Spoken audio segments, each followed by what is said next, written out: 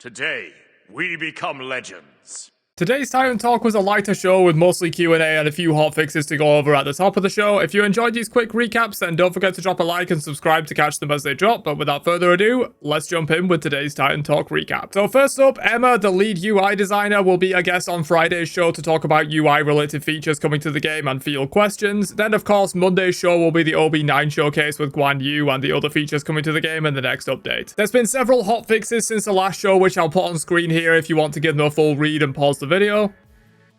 Isaiah mentioned that the deserter changes that let you leave without a deserter penalty if someone on your team has been gone for more than 5 minutes was enabled in OB8 but quickly disabled as they found some issues that need to be fixed before they push it live again, so that should come back online at some point fairly soon. Someone asked if they could fix Rama's nameplate blocking his view while ulting, and Kilgun said they've been working on some stuff like that, so hopefully a fix soon. There was a question about how many community builds have been created and who has the most, and Kilgun said they don't really have any full stats on how many builds have been created with God Builder so far, but Kali has the most at the moment, probably just being a new god and everything. Someone asked if we could see how many favorites a build has in God Builder, and Kilgun said they didn't really feel like that would be useful. They also mentioned that they're potentially looking into making the level up indicator on your abilities less intrusive if you're using a God Builder build. There was a question about boosters, and Kilgun said they're currently planned for OB10 in terms of account boosters, but for other ones like Worshipper and XP boosters, they don't really have a way to distribute those right now or let players buy them, so they're not sure when they'll have the UI space to do that. Personally,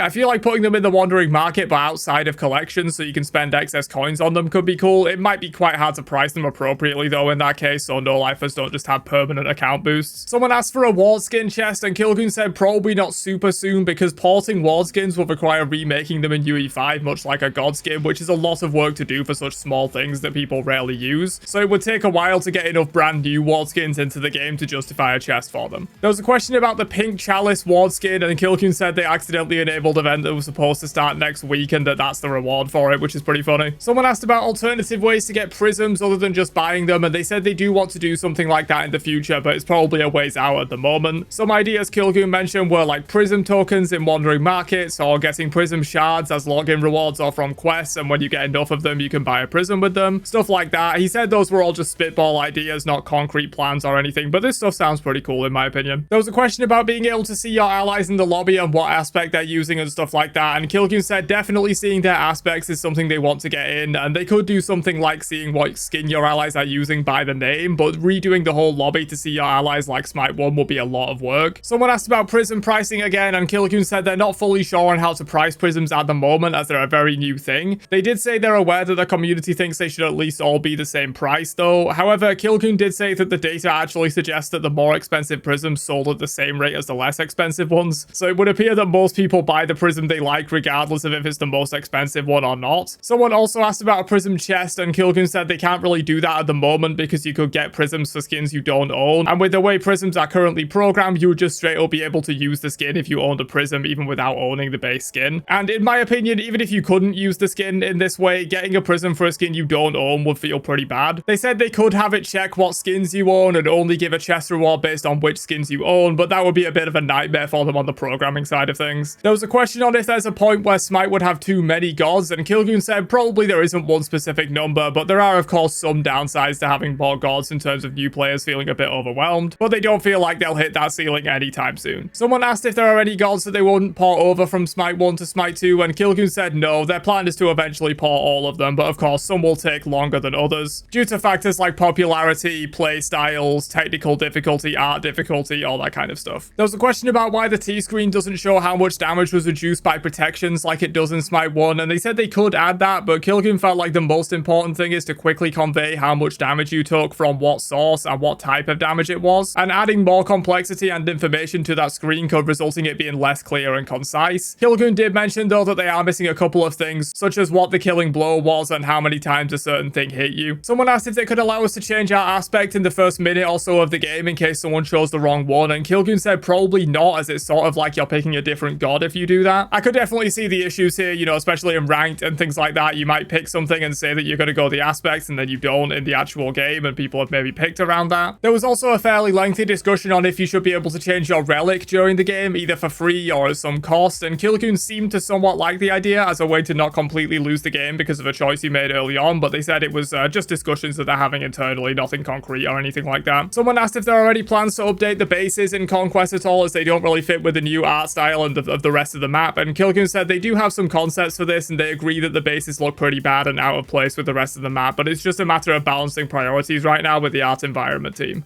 There was a question of if they could disable game chat for new players for their first few games, and they said they did consider having chat default off in Smite 2 in the initial implementation, but they felt like adding in all the various ways to point people to the chat and let them know that it's not on would be too much work to do, so they just made it default on. Kilcoon did say they think having chat on for most players is important, and the benefits of being able to communicate usually outweighs the occasional idiot or toxic player, but they could also see the other side of the argument that some people get very upset by chat comments, and they never chat themselves anyway, so they may as well have the option to turn it off. And finally, someone asked why they don't just let players turn off the chat filter if they want to, and they said they could do that for certain things that are filtered, but they are actually required to filter some things in order to even list their game on console stores, so there are certain things that you physically wouldn't be able to turn off filtering for. But that's everything discussed on today's Titan Talk. Don't forget to drop a like before you leave, and I'll catch you guys for another one later on. Have a great day, and peace out, you nerds.